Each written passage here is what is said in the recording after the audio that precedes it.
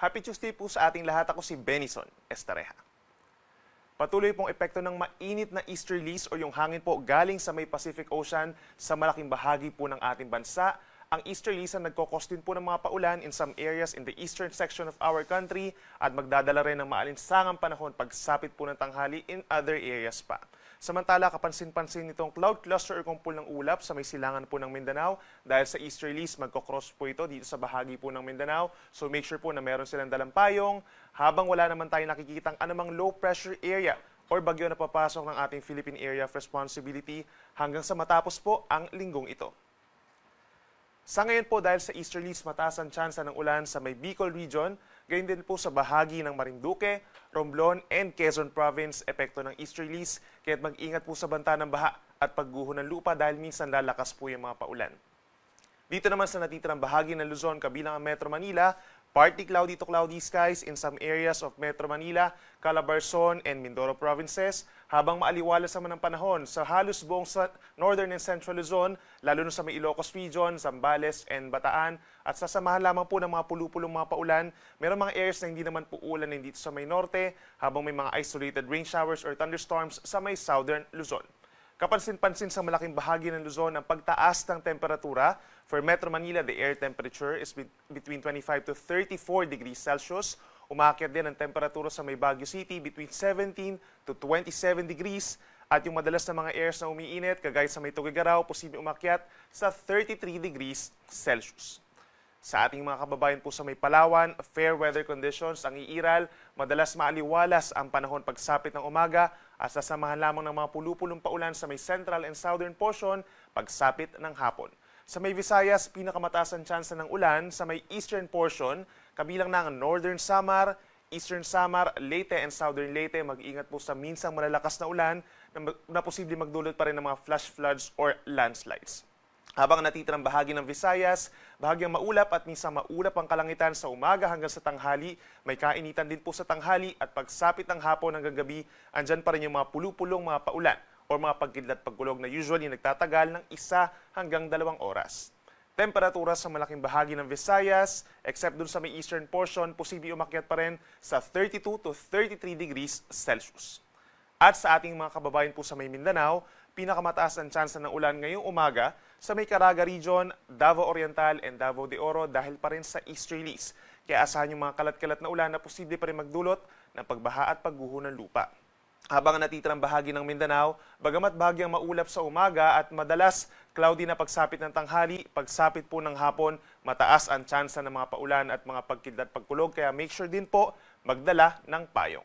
Pinakamainit sa may Zamboanga City dito sa may Mindanao hanggang 34 degrees Celsius, habang sa may Davao City hanggang 33 degrees Celsius. In terms of our highest computed heat index po, as of March 3, 2025, 5 p.m. or kahapon, sa Metro Manila nakapagtala po tayo ng heat index o yung nararamdamang init ng ating katawan at 37 degrees dito sa may Pasay City at sa may Science Garden, Quezon City, umabot po ng 38 degrees Celsius kahapon. Kahapon naman, pinakamataas ang heat index sa may Dagupan City, Pangasinan hanggang 42 degrees, which is categorized na po as dangerous level or delikadong antas na po ng heat index.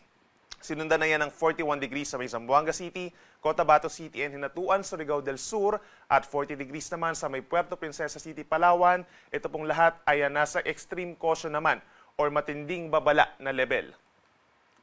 Pagsapit naman sa ating heat index forecast ngayong araw, for Metro Manila, halos ganun pa rin po, no? Posible umakyat pa rin sa extreme caution level na 38 degrees dito sa may Pasay City at 39 degrees naman sa may Science Garden, Quezon City. Around 11 a.m. to 3 p.m. po yan.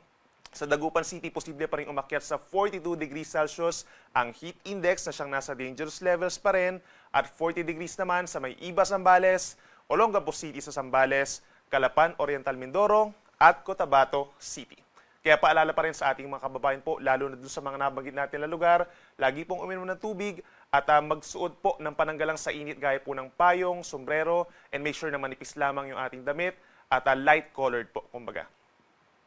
Para naman sa ating gale warning, wala po tayong nakataas na anumang gale warning o babala sa mataas na alon sa alinmang baybayin ng ating bansa dahil wala naman tayong northeast monsoon.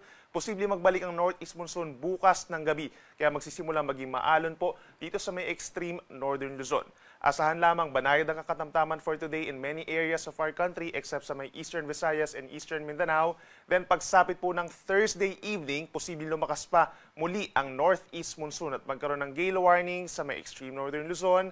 And Thursday and Friday, other parts pa of Luzon magkakaroon din ng mataas na mga pag-alon na between 3 to 4.5 meters. At para naman sa ating 4-day weather forecast, by Wednesday and Thursday, that's March 5 to March 6, asahan pa rin ang epekto ng easterlies at ang pagbabalik ng northeast monsoon.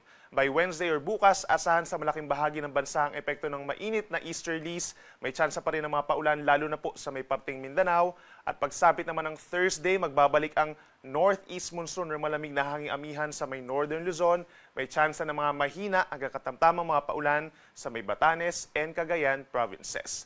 Mataas naman ang tsansa ng mga paulan, bagamat hindi naman tuloy-tuloy sa may southern Luzon, Visayas and Mindanao. Pagsapit ng Thursday, epekto pa rin ng easterlies. At pagsapit po ng Friday hanggang sa weekend, makakaasa pa rin ng mga pag-ulan at mga isolated thunderstorms ang silangang bahagi po ng Luzon from Cagayan Valley, Aurora, Quezon, and Bicol region.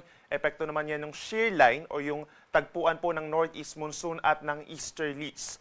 Habang ang natitirang bahagi ng Luzon, bahagyang maulap hanggang maulap ang kalangitan, affected din po ng northeast monsoon, so may chance lamang ng mahihinang ulan. Most of Palawan, Visayas, and Mindanao asahan ng mataas sa tsansa ng ulan Friday and Saturday dahil pa rin yan sa easterlies. Mag-ingat pa rin sa banta ng baha at landslides at laging tumutok sa ating mga advisories. Sunrise po natin ay 6:11 a.m. at ang sunset ay 6:05 p.m. Yan muna ang latest mula dito sa Weather Forecasting Center ng Pag-asa. Ako muli si Benison Estareja na nagsasabing sa anumang panahon, Pag-asa maganda solusyon.